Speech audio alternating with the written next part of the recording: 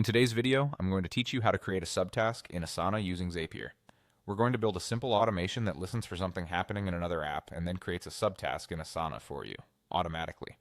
This is great for standardizing follow-ups, logging requests, or breaking down work as soon as a signal comes in. First, choose a trigger. In Zapier, a trigger is the event that starts your automation. You can use almost any app here, maybe a new message in a channel in Slack or a new email arriving in Gmail. Pick the app, select the event that makes sense, connect your account if prompted, and test the trigger so Zapier can pull in a recent sample.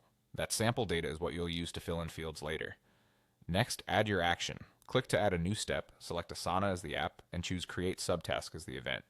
If this is your first time connecting Asana, sign in and allow access. Make sure the correct workspace or organization is selected so your subtask lands in the right place. Now identify the parent task, the task that will hold your new subtask.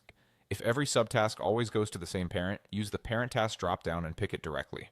If the parent can change based on your trigger, click Custom and map the task ID coming from a previous step, like the output of a find task or a recently created task. Here's an important tip. If the parent task is created earlier in the same Zap, insert a short delay by Zapier step for 1 minute before creating the subtask.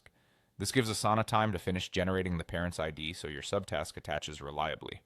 With the parent set, configure the subtask details. Use dynamic fields from your trigger to fill in the name and description so the subtask includes context, like who requested it or a link to the original item. Set an assignee if you want the work routed immediately to the right person, and add a due date. Use a clear date format or a natural phrase. Zapier understands, like tomorrow or next Friday, based on your needs. When everything looks good, click Test for the subtask step. Jump into Asana and confirm the subtask appears under the correct parent with the fields you mapped. If it's not there, double-check the parent selection and your mapped task ID. Finally, turn on your Zap. From now on, whenever your trigger fires, Asana will automatically create the subtask exactly as you configured.